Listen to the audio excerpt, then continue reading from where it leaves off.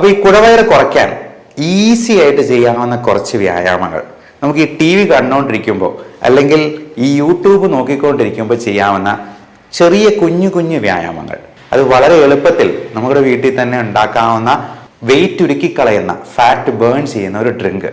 ഇത് വയറ് കുറയാൻ മാത്രമല്ല കേട്ടോ, നമ്മുടെ ഉള്ളിലുള്ള കാർബൺ ഡൈ ഓക്സൈഡിന്റെ അളവ് പരമാവധി കുറയ്ക്കാനായിട്ടും പ്രത്യേകിച്ചും റെസ്പിറേറ്ററി ഫെയിലിയർ ഉള്ള പേഷ്യൻസിന് നമ്മളിത് പറഞ്ഞു കൊടുക്കാറുണ്ട്. മധുരം, ബേക്കറി സാധനങ്ങൾ, മൈദ അടങ്ങിയത്, പിന്നെ കപ്പ, ചേന, ചേമ്പ് പോലുള്ള കിഴങ്ങ് വർഗത്തിൽപ്പെടുന്നത് എല്ലാം നല്ല പോലെ സ്റ്റാർച്ചും കാർബോഹൈഡ്രേറ്റും കൂട്ടുന്നതാണ്.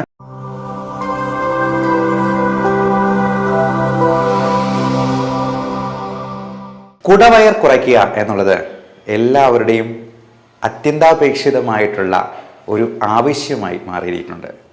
കുടവയർ ഉണ്ടാക്കുന്ന ശാരീരിക പ്രശ്നങ്ങൾ വേറൊരു ഭാഗത്ത്, അതുമൂലമുണ്ടാകുന്ന നാണക്കേടും ബോഡി ഷെയ്മിങ്ങും വേറൊരു ഭാഗത്ത്.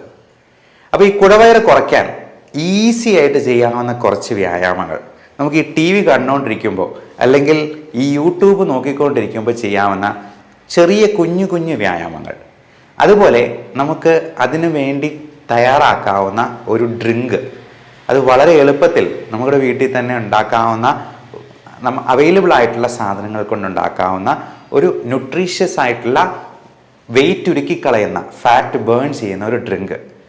ഇത് രണ്ടുമാണ് ഞാൻ ഇന്ന് നിങ്ങൾക്ക് മുമ്പിൽ അവതരിപ്പിക്കുന്നത്.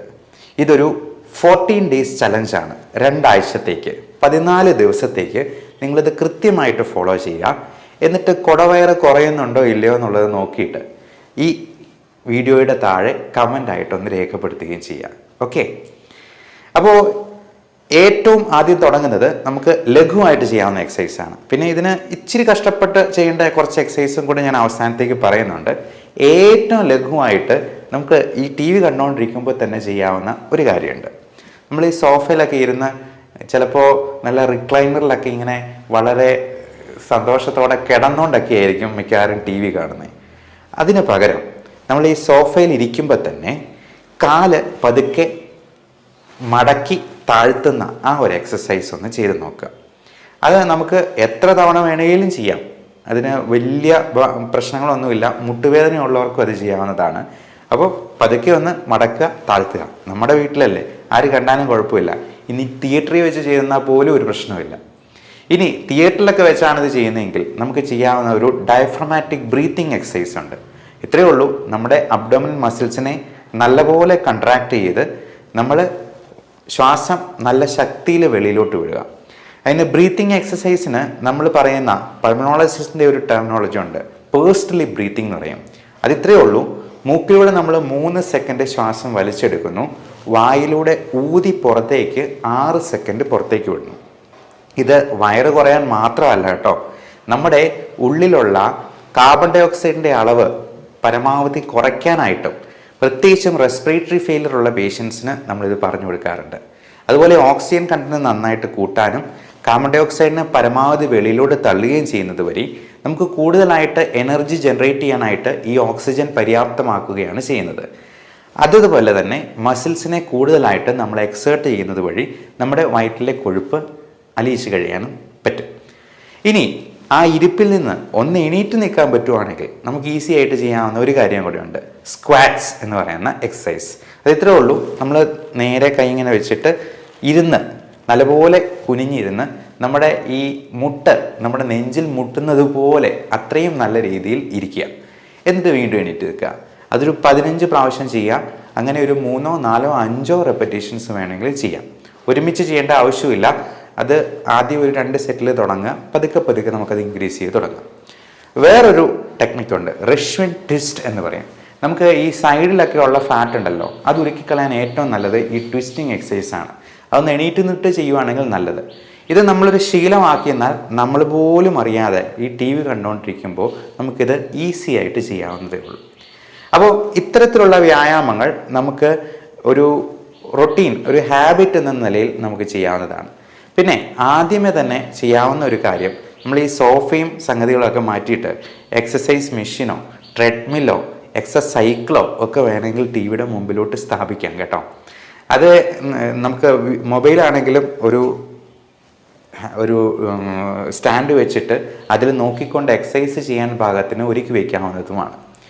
ഇനി ഇതിനെ നമുക്ക് ലഘുവായിട്ട് പ്രിപ്പയർ ചെയ്യാവുന്ന ഒരു ഹെൽത്ത് ഡ്രിങ്കിനെ കുറിച്ച് നമുക്ക് പറയാം.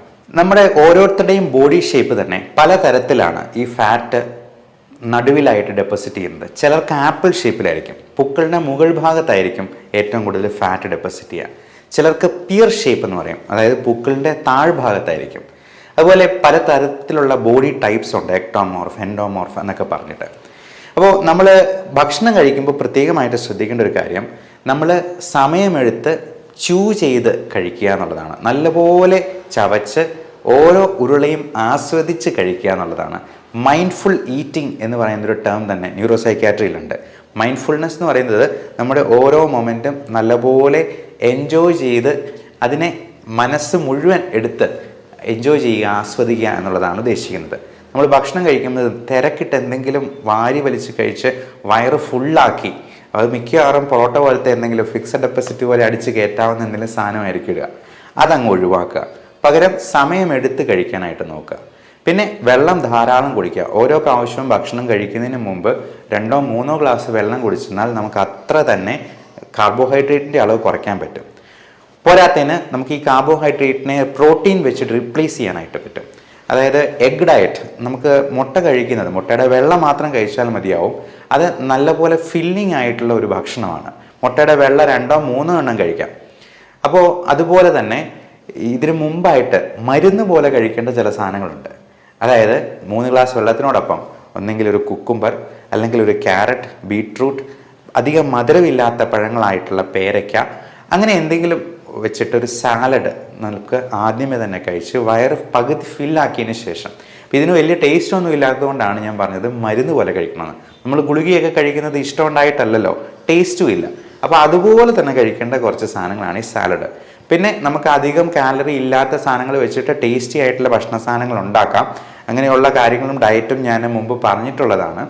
അപ്പോൾ അതുപോലുള്ള ഭക്ഷണ സാധനങ്ങൾ വെച്ച് ആദ്യമേ സാലഡ് നല്ലപോലെ കഴിച്ച് ചോറ് ഒരല്പം മാത്രം കഴിക്കുക എന്നുള്ളതാണ് ഏറ്റവും നല്ലത്. നമ്മളൊക്കെ അരിക്കുട്ടന്മാരും അരിക്കുട്ടിമാരുമാണെന്ന് പറയും. അപ്പോൾ ഈ അരിയാഹാരമാണ് നമുക്ക് വണ്ണം കൂട്ടാനായിട്ട് പ്രധാനപ്പെട്ട കാരണം. മധുരം, ബേക്കറി സാധനങ്ങൾ, മൈദ അടങ്ങിയത്, പിന്നെ കപ്പ, ചേന, ചേമ്പ് പോലുള്ള കിഴങ്ങ് വർഗ്ഗത്തിൽപ്പെടുന്നത് എല്ലാം നല്ല പോലെ സ്റ്റാർച്ചും കാർബോഹൈഡ്രേറ്റും കൂട്ടുന്നതാണ്. അത് വയർ കൂടാൻ വലിയൊരു കാരണമാണ്. അപ്പം അത് പൂർണ്ണമായിട്ട് ഒഴിവാക്കുക. കപ്പയ്ക്ക് പകരം ചക്കയാക്കാം. ചക്ക മരത്തിൽ വളരുന്നൊരു ഫ്രൂട്ടാണ് എന്നുള്ളത് കൊണ്ട് അതിൽ നല്ല ഫൈബർ കണ്ടന്റ് ഉണ്ട്. ഇനി നമുക്ക് ഹെൽത്ത് ഡ്രിങ്കിലോട്ട് വരാം. സെലറി ഇല എന്ന് പറയുന്നത് നമുക്ക് വെജിറ്റബിൾ ഷോപ്പിലൊക്കെ കിട്ടുന്നതാണ്. ഇഞ്ചി, കറുവപ്പട്ട പൊടിച്ചത്. 4ാമത്തെ ഇൻഗ്രീഡിയൻറ്റ് ശകലം ഒരു ഉപ്പ്, അല്പം ആപ്പിൾ സിഡർ വിനേഗർ. ഏറ്റവും പ്രധാനപ്പെട്ട ഒരു സംഗതിയാണ് വെർജിൻ കോക്കനട്ട് ഓയിൽ, ചക്കിലാട്ടിയ പ്യുവറായിട്ടുള്ള കോക്കനട്ട് ഓയിൽ, വെളിച്ചെണ്ണ. അപ്പോൾ ഇത്രയും നമുക്ക് ആവശ്യത്തിനെടുക്കാം. ഓരോന്നിൻ്റെയും അളവ് നമുക്ക് തന്നെ ഏകദേശം നിശ്ചയിക്കാം. ഇഞ്ചി ഒത്തിരി എടുത്തിട്ടുണ്ടെങ്കിൽ അതിൻ്റെ ഒരു ചവർപ്പുണ്ടാവും. അതുപോലെ ഈ ഇലയാണെന്നുണ്ടെങ്കിലും നമ്മൾ അതിന് പറയുന്ന സെലറി ഇല എന്നാണ്, അത് പ്രത്യേകം ചോദിച്ചു വാങ്ങിക്കുക. അപ്പോൾ ഇത്രയും സാധനങ്ങൾ എടുത്ത് നമുക്ക് മിക്സിയിലിട്ട് അടിക്കുക. അടിച്ചതിന് ശേഷം ഈ അതിൽ ആപ്പിൾ സിഡർ വിനെഗറും ഗ്രീൻ ടീ നമുക്ക് അല്ലാതെ തന്നെ പ്രിപ്പയർ ചെയ്ത് വെക്കുന്നത് ഉണ്ടാകാം. അപ്പം അതിൽ ആവശ്യത്തിന് വെള്ളവും ചേർത്ത് ആവശ്യത്തിന് വെർജിൻ കോക്കനട്ട് ഓയിലും ആവശ്യത്തിന് ഉപ്പും, ഒരു നുള്ളുപ്പും മതിയാവും. ഇത്രയും മിക്സിയിലിട്ട് അടിക്കുക. എന്നിട്ട് അരിച്ചിട്ട് നമുക്ക് അതിൻ്റെ ടേസ്റ്റിന് വേണമെങ്കിൽ ഷുഗർ ഫ്രീ ആഡ് ചെയ്യാം. ഷുഗർ ആയിട്ട് ആഡ് ചെയ്യാൻ പാടില്ല. ഏറ്റവും അഭികാമ്യം ഷുഗർ ഒന്നുമില്ലാതെ, ഷുഗർ ഫ്രീയും ഇല്ലാതെ നമുക്ക് ഡയറക്റ്റായിട്ട് കഴിക്കുന്നതാണ്. ആർട്ടിഫിഷ്യൽ 0 കാലറി സ്വീറ്റ്നർ ഉണ്ട്. അത് ടേസ്റ്റ് ഒട്ടും അപ്പറ്റൈസിങ് അല്ല എന്ന് തോന്നുന്നവർക്ക് മാത്രം ഈ ഷുഗർ ഫ്രീ ഉപയോഗിക്കാവുന്നതാണ്. എന്നിട്ട് ഇത് ഒന്ന് ടേസ്റ്റ് ചെയ്ത് നോക്കുക. ഷുഗർ ഫ്രീ ആവശ്യമുണ്ടെന്നുണ്ടെങ്കിൽ കുറച്ചൊന്ന് ആഡ് ചെയ്യുക. ഇത് കുടിക്കുന്നത് വഴി നമുക്ക് നല്ല പവർഫുൾ ആൻറ്റി ഓക്സിഡൻസ് നമ്മൾ ശരീരത്തിലേക്ക് കടത്തിവിടുവാണ്. അതിൽ നല്ല ഫൈബർ കണ്ടന്റ് ഉണ്ട്. ഈ വെർജിൻ കോക്കനട്ട് ഓയിൽ എന്ന് പറയുന്നത് നമ്മുടെ ഉരുക്കിക്കളയാനായിട്ട്, ഫാറ്റ് ഉരുക്കിക്കളയാനായിട്ട് ഏറ്റവും നല്ലൊരു സംഗതിയാണ്. അതുപോലെ തന്നെയാണ് ഇതിലെ ഗ്രീൻ ടീയുടെയും അതുപോലെ ഈ ഇല അടങ്ങിയിരിക്കുന്നത് കൊണ്ട് അതിലുണ്ടായിരിക്കുന്ന വൈറ്റമിൻസും മൈക്രോ ന്യൂട്രിയൻസും എല്ലാം നമുക്ക് ഫാറ്റ് ഉരുക്കിക്കളയാനായിട്ട് നല്ലതാണ്. ഇത് ദിവസം 1-2 നേരം കഴിക്കാവുന്നതാണ്. അതുമാത്രമല്ല, നമുക്ക് ഈ ഫാറ്റ് ഉരുക്കിക്കളയാനായിട്ട് ചെയ്യാവുന്ന ഇച്ചിരി കഷ്ടപ്പെട്ടാണെങ്കിലും ചെയ്യാവുന്ന കുറച്ച് എക്സസൈസുകളുണ്ട്. നമ്മുടെ വയറിലെ റെക്ടസ് അബ്ഡോമിനസ് മസിൽസിനെ ഇപ്പം ചിലർക്കറിയാം, ചിലർ മെലിഞ്ഞിരുന്നാലും നല്ല വണ്ണമായിരിക്കും, എന്നാൽ ചിലർക്ക് നല്ല വണ്ണം ഉണ്ടെന്നുണ്ടെങ്കിലും ഒട്ടും വയറുണ്ടാകത്തില്ല. അപ്പോൾ ഈ വയറ് ഉണ്ടാകാതിരിക്കാനായിട്ട് നമ്മൾ ഈ റെക്ടസ് അബ്ഡോമിനസ് മസിൽസിനെ നല്ലപോലെ സ്ട്രെങ്തൻ ചെയ്തെന്നാൽ മാത്രമേ, അല്ലെങ്കിൽ അവനെ വർക്ക് ചെയ്യിപ്പിച്ചെന്നാൽ മാത്രമേ ഈ വയറ് നമ്മുടെ അരയ്ക്ക് ചുറ്റുമുള്ള കൊഴുപ്പ് ഒന്ന് പോകത്തുള്ളൂ. അപ്പോൾ അതിന് ഏറ്റവും നല്ല എക്സസൈസ് ആയിട്ട് പറയപ്പെടുന്നത് പ്ലാങ്ക് എക്സസൈസ് ആണ്. പ്ലാങ്ക് എന്ന് പറഞ്ഞാൽ നിങ്ങൾക്ക് ഗൂഗിളിലൊക്കെ സെർച്ച് ചെയ്യുന്നാൽ അറിയാം. അത് നമ്മൾ കൈമുട്ട് നിലത്ത് കുത്തിയതിന് ശേഷം സ്ട്രെയിറ്റ് ആയിട്ട് നമ്മുടെ സ്പൈൻ വെച്ചിട്ട് പരമാവധി സമയം അങ്ങനെ നിൽക്കുക. ഒരു 30 സെക്കൻഡിൽ തുടങ്ങിയാൽ മതി. 30 സെക്കൻഡ് പതുക്കെ 1 മിനിറ്റ് ആക്കുക. മാക്സിമം 2 മിനിറ്റ് വരെ അത് ചെയ്താൽ മതി. അപ്പം നമ്മുടെ സ്പൈൻ നല്ല സ്ട്രെയിറ്റ് ആയിരിക്കണം. നമ്മുടെ ബട്ടക്സ് അല്ലെങ്കിൽ ചന്തിയുടെ ഭാഗം നല്ലപോലെ സ്ട്രെയിറ്റ് ആയിട്ട് നിൽക്കണം. അത് ഒത്തിരി പൊങ്ങിയിരിക്കരുത് എന്നുള്ളതാണ്. അപ്പോൾ അത് കൃത്യമായിട്ട് ചെയ്യുന്ന വഴി നമ്മുടെ ബാക്ക് സ്ട്രെങ്തനിങ് സംഭവിക്കും. അബ്ഡോമിനൽ മസിൽസിന് നല്ല കോർ സ്ട്രെങ്ത് കിട്ടുകയും ചെയ്യും. അപ്പോൾ ഇതുപോലെ തന്നെയാണ് ഈ പുഷപ്സിലും നമ്മൾ ഒരേ സമയം എയറോബിക് എക്സസൈസ് ആണ്, സ്ട്രെങ്തനിങ് എക്സസൈസ് ആണ്, കൂടാതെ അതിനൊരു സ്ട്രെച്ചിങ് ഫാക്ടറും കൂടി വരുന്നുണ്ട്. അതൊരു പുഷപ്പ് ഒരു വളരെ നല്ല എക്സസൈസ് ആണ്. നമ്മുടെ ബാക്ക് മസിൽസിനും നമ്മുടെ തൈ മസിൽസിനും പോലും, നമ്മുടെ shoulder muscles, pectoralis major minor, chest muscles, നമ്മുടെ റെക്ടസ് അബ്ഡോമിനസ് മസിൽസ് എല്ലാത്തിനും നല്ല എക്സേഷൻ വരുന്ന ഒരു എക്സസൈസാണ് പുഷപ്പ്. അതുപോലെ തന്നെയാണ് ഈ അബ്ഡോമിനൽ ക്രഞ്ചസ് എന്ന് പറയുന്നത്. അബ്ഡോമിനൽ ക്രഞ്ചസ് ഇത്രയേ ഉള്ളൂ. നമ്മൾ നേരെ കിടന്നതിന് ശേഷം നമ്മുടെ കാൽമുട്ടുകളിൽ കൈമുട്ട് കഴുത്തിൽ വെച്ചതിന് ശേഷം 2 സൈഡിലും മാറി മാറി വയ്ക്കുക എന്നുള്ളതാണ്. അപ്പോൾ അതുവഴി നമ്മുടെ സൈഡിലുള്ള ഫാറ്റ് ഡെപ്പോസിറ്റും പരമാവധി ഉരുക്കി കളയാനായിട്ട് പറ്റും.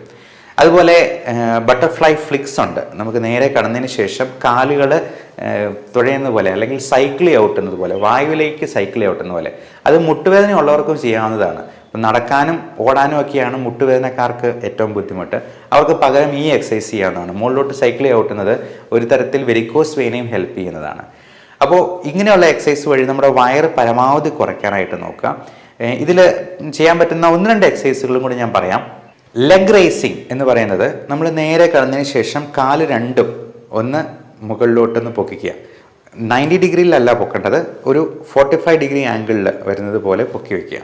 അതിൻ്റെ കൂടെ ശക്കലം കഴുത്തും കൂടി ഒന്ന് പൊക്കിയെന്നാൽ നമുക്ക് ആ വയറിൻ്റെ അവിടെ നല്ല പോലെ പിടുത്തറിയാൻ പറ്റും. അപ്പോൾ ഇതൊക്കെ നമുക്ക് എന്തെങ്കിലും യൂട്യൂബിൽ എന്തെങ്കിലും വീഡിയോ കണ്ടുകൊണ്ടിരിക്കുമ്പോൾ ചെയ്യാം, പാട്ട് കേട്ടുകൊണ്ട് ചെയ്യാം. അത് ഒരു റൊട്ടീനായിട്ട് ഇപ്പോൾ രാവിലെ തന്നെ നമുക്ക് എണീറ്റ ഉടനെ തന്നെ ഒരു 19 പുഷപ്പ് എടുക്കുമ്പോഴത്തേക്കും തന്നെ നമ്മളൊന്ന് ആ ഒരു ഉത്സാഹവും ബ്ലഡ് സർക്കുലേഷനും ഒക്കെ നമ്മുടെ ദിനചര്യകളിലെല്ലാം കാണാൻ പറ്റും. നമ്മുടെ ജോലിയിലും ആ ഒരു ഉത്സാഹം നമുക്ക് എക്സ്പീരിയൻസ് ചെയ്യാനായിട്ട് പറ്റും. അതുപോലെ ഈ പുഷപ്സും സ്ക്വാറ്റ്സും നമ്മൾ ഡെയിലി എക്സസൈസിൻ്റെ ഒരു ഭാഗമാക്കുന്നത് തീർച്ചയായിട്ടും ഗുണം ചെയ്യും. ഇത് എല്ലാം പല തുള്ളി പെരുവെള്ളം എന്ന കോൺസെപ്റ്റിലാണ് വർക്ക് ചെയ്യുക. നമ്മൾ ഒരു ദിവസം ഒരു 10 പുഷപ്പേ ചെയ്യാൻ പറ്റുന്നുള്ളൂ, മതി. ആ 10 എണ്ണം ഒരു വർഷം ആകുമ്പോഴത്തേക്കും എത്ര പുഷപ്പായി എന്ന് നമുക്ക് കാൽക്കുലേറ്റ് ചെയ്ത് നോക്കാവുന്നതേ ഉള്ളൂ. അപ്പം അത്രയും പുഷപ്പ് നമുക്ക് കിട്ടുന്നുണ്ടെങ്കിൽ അതുകൊണ്ട് തന്നെ വയറ് കുറഞ്ഞില്ലെങ്കിൽ പോലും കൂടാതെ നോക്കാമല്ലോ എന്നുള്ളതാണ് നമ്മളത് നോക്കേണ്ടത്. അപ്പോൾ എപ്പോഴും ഈ കോൺസെപ്റ്റ് ഓർക്കുക, പലതുള്ളി പെരുവെള്ളം. എപ്പോഴും നമുക്ക് മടി തോന്നുമ്പോൾ ജസ്റ്റ് ഡു ഇറ്റ് എന്ന് മനസ്സിൽ ഇടയ്ക്കിടയ്ക്കൊന്ന് ഉരുവിട്ടുകൊള്ളുക. അപ്പോൾ അത് ഭക്ഷണത്തിൻ്റെ കാര്യത്തിലാണെങ്കിലും എക്സസൈസിൻ്റെ കാര്യത്തിലാണെങ്കിലും നമ്മൾ നമ്മളെ തന്നെ മോട്ടിവേറ്റ് ചെയ്തുകൊണ്ട് നിൽക്കുക. അടുത്ത ഒരു എക്സസൈസ് എന്ന് പറയുന്നത് മൗണ്ടൻ ക്ലൈംബ്സ് എന്ന് പറയും. മൗണ്ടൻ ക്ലൈംബ് നമ്മൾ കുന്നു കയറാനൊന്നും പോകുന്നില്ല, നമ്മൾ നിലത്ത് കിടന്നുകൊണ്ട് തന്നെ ഇപ്പോൾ മൗണ്ടൻ ക്ലൈംബ് ചെയ്യുന്നത് പോലെ കാല് 2 സൈഡിലും മാറി മാറി നല്ലപോലെ മടക്കുക എന്നുള്ളതാണ്. അപ്പം മൗണ്ടൻ ക്ലൈംബ് ചെയ്യുന്നതിൻ്റെ അതേ എഫക്റ്റ് തന്നെ നമുക്ക് അവിടെ കിട്ടും. അതേപോലെ തന്നെ ഹൈ കിക്സ് ആണ് വേറെ ചെയ്യാവുന്നത്. അതായത് കാല് നല്ല ഉയർത്തി നമ്മൾ കൈ ഇങ്ങനെ വെച്ചിട്ട് നല്ല പോലെ ഒരു കിക്ക് വെക്കുക, അല്ലെങ്കിൽ മുട്ടുകൊണ്ടാണെങ്കിലും നമ്മൾ മാറി മാറി 2 കാലുകളും നമ്മുടെ കൈപ്പത്തിയിൽ തൊടുന്നത് പോലെ ഓടുന്നത്, അതാണ് ഹൈ കിക്സ് എന്നതുകൊണ്ട് ഉദ്ദേശിക്കുന്നത്. അപ്പോൾ ഇങ്ങനെയൊന്നും പറ്റിയില്ലെങ്കിൽ നമുക്ക് ഇതിന് വളരെ അത്ഭുതങ്ങൾ ഉണ്ടാക്കുന്ന തരത്തിലുള്ള മരുന്നുകൾ ഇന്ന് അവൈലബിൾ ആണ് എന്നുള്ളതാണ് ഇതിനകത്ത് ഏറ്റവും പ്രധാനമായിട്ടുള്ളൊരു കാര്യം. ചിലർ പറയാറുണ്ട് എന്തൊക്കെ ചെയ്തിട്ടും വണ്ണം കുറയുന്നില്ല എന്നുണ്ടെങ്കിൽ നമുക്ക് അങ്ങനെയുള്ള മരുന്നുകളും ഉണ്ട്. അത് നമ്മുടെ ഭക്ഷണത്തിലെ ഫൈബർ കണ്ടന്റ് കൂട്ടുന്ന രീതിയിലുള്ള ആൽഫ സൈക്ലോഡെക്സിൻ പോലുള്ള മരുന്നുകളുണ്ട്. അതുകൂടാതെ നമുക്ക് ഈ ഫാറ്റിൻ്റെ അബ്സോർപ്ഷൻ ഇൻഡസ്ട്രിയിൽ നിന്ന് അധികം ഉണ്ടാകാതെ ആ ഫാറ്റ് മുഴുവൻ നമ്മുടെ മലത്തിൻ്റെ കൂടെ പോകുന്ന എക്സ്ക്രീറ്റ് ചെയ്യുന്ന രീതിയിലുള്ള ഫാറ്റ് കില്ലിംഗ് ആയിട്ടുള്ള മെഡിസിൻസ് ഉണ്ട്. അത് ഒട്ടും അബ്സോർബ് ചെയ്ത് പോകത്തില്ല എന്നുള്ളത് കൊണ്ട് ഇത് മൊത്തം ഫാറ്റിലൂടെ പോകുന്നത് നമുക്ക് കാണാനും പറ്റും. ഇൻഡസ്ട്രീനിലൊക്കെ ഇപ്പം ചെറിയ ഓയിലി ആയിട്ടുള്ള സ്റ്റൂള് പോവുകയും ചെയ്യും. അപ്പം നമ്മൾ എന്തെങ്കിലും ഓയിലി ആയിട്ടുള്ള ഫുഡ് കഴിച്ചെന്നാലും അത് അബ്സോർബ് ചെയ്യാതെ ഫാറ്റ് മുഴുവൻ നമ്മുടെ മലത്തിലൂടെ തന്നെ പോകുന്ന തരത്തിലുള്ള മെഡിസിൻസും ഇന്നുണ്ട്. ഇതൊന്നും പറ്റാത്ത സെലിബ്രിറ്റീസ് ഒക്കെ ആണെങ്കിൽ ലൈപ്പോസെക്ഷന് പോകാറുണ്ട്, അതുപോലെ ഗ്യാസ്ട്രിക് ബൈപ്പാസ് സർജറി ചെയ്യാറുണ്ട്. പക്ഷെ നമ്മൾ ഒരിക്കലും ഒരു സർജറിയിലോട്ട് പോവുക അത്രയ്ക്ക് മോർബിഡ് ഒബീസിറ്റി അല്ലെങ്കിൽ അഡ്വൈസബിൾ അല്ല. അതായത് BMI ഒരു 30-ലും കൂടുതലാണെങ്കിൽ തീർച്ചയായിട്ടും നമ്മൾ സർജറി കൺസിഡർ ചെയ്യും. അല്ലെങ്കിൽ ഈ ഗ്യാസ്ട്രിക് ബൈപ്പാസ് ഒക്കെ ചെയ്യുമ്പോൾ നമ്മുടെ ഇൻറ്റസ്റ്റൈനിൻ്റെ അല്ലെങ്കിൽ വയറിൻ്റെ കുറച്ച് ഭാഗങ്ങൾ ന്യൂട്രിയൻ്റ് അബ്സോർപ്ഷൻ ഇല്ലാണ്ടാകുന്ന രീതിയിൽ ചിലപ്പോൾ കുറഞ്ഞു പോകാറുണ്ട്. കാരണം നമ്മുടെ ആവശ്യത്തിനുള്ള പ്രോട്ടീൻസും ന്യൂട്രിയൻസും ഒക്കെ അബ്സോർബ് ചെയ്യാനായിട്ടുള്ള സ്പേസ് പോലും ഇല്ലാണ്ടാകുന്നത് കൊണ്ട് ചിലപ്പോൾ ഹൈപ്പോഗ്ലൈസീമിയോ അല്ലെങ്കിൽ ന്യൂട്രിയൻ ഡെഫിഷ്യൻസിയൊക്കെ ഇങ്ങനെയുള്ളവർക്ക് ലോങ് ടേമിൽ കാണാൻ സാധ്യതയുണ്ട് എന്നുള്ളതുകൊണ്ട്. അതുപോലെ ലൈപ്പോസെക്ഷന് അതിൻ്റേതായിട്ടുള്ള ചിലപ്പോൾ സൈഡ് എഫക്ട്സ് ഉണ്ടാകാം. അതുകൊണ്ട് ആദ്യമേ നമുക്ക് ഇങ്ങനെയുള്ള ലൈഫ് സ്റ്റൈൽ മോഡിഫിക്കേഷൻ എല്ലാം നോക്കിയിട്ടും പറ്റിയില്ല എന്നുണ്ടെങ്കിൽ ഇതിനുള്ള മെഡിസിൻസ് നോക്കാം. ഒട്ടും പറ്റിയില്ല, മോർബിഡ് ഒബീസിറ്റിയിലേക്ക് പോകുകയാണെങ്കിൽ തീർച്ചയായിട്ടും സർജിക്കൽ ഓപ്ഷൻ നമ്മൾ തിരഞ്ഞെടുക്കേണ്ടി വരും. ഈ മെഡിക്കൽ പ്രാക്ടീസ് എന്ന് പറയുന്നത് ഒരു ചെസ്സ് കളിക്കുന്ന പോലെയാണെന്ന് പറയാം. നമ്മൾ ഒരുപാട് മാനദണ്ഡങ്ങൾ വെച്ചിട്ടാണ് ഒരു മരുന്ന് കൊടുക്കുക. സർജറി എന്ന് പറയുന്ന ക്യാരംസ് കളിക്കുന്ന പോലെയാണ്. നമ്മുടെ ഫൈൻ സർജിക്കൽ ഹാൻഡ് മൂവ്മെൻറ്റ്സ് ആണ് അതിനകത്ത് ഏറ്റവും നിർണായകമാവുക. ഏറ്റവും നല്ലൊരു സർജൻ ഒരു സർജൻ ആകുന്നത് എപ്പോഴാണെന്ന് ചോദിച്ചെന്നാൽ ഏത് പേഷ്യൻ്റാണ് സർജറിക്ക് സ്യൂട്ടബിൾ, ഏത് പേഷ്യൻ്റാണ് സർജറിക്ക് കത്തി വയ്ക്കാൻ പാടില്ലാത്തത് എന്ന് മനസ്സിലാക്കുന്നിടത്താണെന്ന് നമ്മുടെ പ്രൊഫസർ പറയുമായിരുന്നു. So everyone take care of your health. Thank you.